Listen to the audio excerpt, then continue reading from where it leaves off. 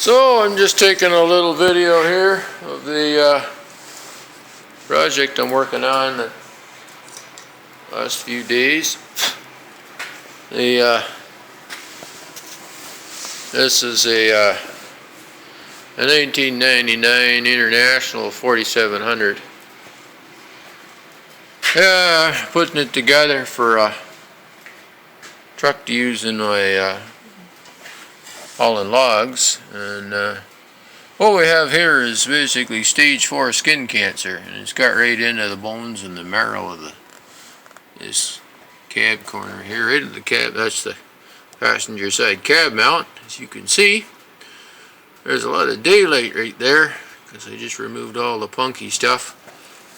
So we did the driver's side yesterday, and it wasn't bad actually. It was just a few rocker panels and the cab corner. Essentially, it was all we needed to do. This side here, the cab mount needs to be, well, the mount itself is fine, the rubber mounting bushings and stuff, but the plate that it bolted to the cab, it was gone, or 50% gone, and then the little subframe that went inside this channel, it was gone, and then the channel itself is pooched. And so we're doing a reconstruction here. We're going to try to make something out of nothing. And so underneath, you can see there's a big gap here. I just got to sit and I got it jacked up just so I could pull the cab mount out easy, but it's just sitting on the jack here right now. The other 3 cab mounts are on. I could let it down, but it's just as easy to leave it jacked up here so I can work in there. So we're going to rebuild this hopefully tomorrow. It's 8 o'clock and I'm getting tired here. But you can see typical rocker panel cancer. Just bad news. The door is not too bad. It's got little crusties on the bottom, but there's no real holes along the bottom of the door. There is one little hole here right on the rim. Just a bugger there. That's got to be weld a little patch on or something. It's kind of a pain. I am not a body man. I do not profess to enjoy it. I do not profess to be any good at it. I just cut pieces of steel out and weld them over the holes. And they don't get finished too fancy. So, anyways, I'd take the fuel tank off to get at this, and of course it's sitting over here. It's got to get wire wheeled and cleaned up, and I like to prime it and paint it, but might not get that far. It might just get slid back in.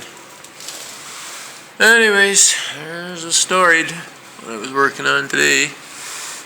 All the Swiss cheese. Good old Swiss cheese. The rest of the cab's in great shape. It's just these floor pans and rocker panels, you know, just for some reason why they can't use a little better steel and a little heavier gauge. Yeah, they just do everything kind of cheap. So anyways, this truck was originally, best I can figure, it was a rider truck, and I think it was sold by Ryder, you know, once it got too old for them and too many miles or whatever, and they sold it to a company that used it as a traffic barricade crash truck, you know, with the big fold down attenuators on the back. They still has the controllers and shit, and I found the manual for the attenuator in the cab, and they run it for, I'm going to say, probably,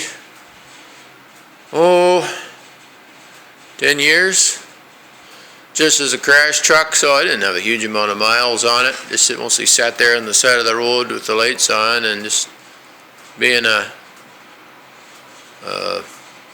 barricade truck. Then it was sold a couple of years ago at a Ritchie Brothers auction, and the guy I bought it from bought it because he wanted just the attenuators and controls and all that stuff, and then he didn't need the truck, so he put the truck up for sale, so I bought it. So that's the story.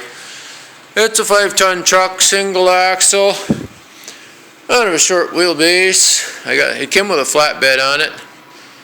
It actually came with the flatbed and with the concrete blocks, and to weight it down and all the crap on the back for the attenuator, but the actual attenuator was gone. So at any rate, the flatbed's going back on with a few modifications. It's actually a stake body, like a stake flat deck. And then right behind the cab there's going to be a log loader right here. So it'll just be a truck for me to haul some logs and move equipment with, you know, put a good heavy hitch on the back.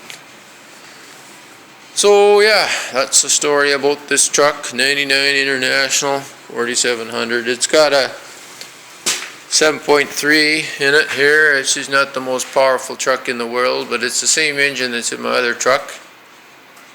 So it's a love-hate relationship with these engines. My other truck's down right now, waiting for an appointment on Thursday to go into the shop for diagnostics on something.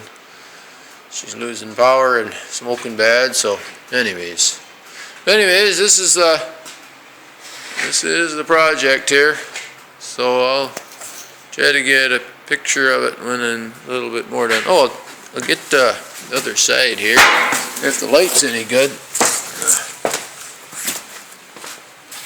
It's so cramped in here you can hardly walk around the shop. This is what we did yesterday. We had to build a brand new battery box. I'll get back here. It's so dark you can't see in there, but anyways, we built a brand new battery box. Brand new 14 gauge, bent it up and put a brand new battery box in there because the old one was rotted right out. And we just cleaned all the rust off everything. We had to redo this cab corner here. It hasn't got polished up yet. It's just, we just threw some primer on it there. But had to do new rocker panels, new cab corners back here, and then underneath. You can't see, it's too dark. But anyways, that's the story. All its glory. Sign off for now.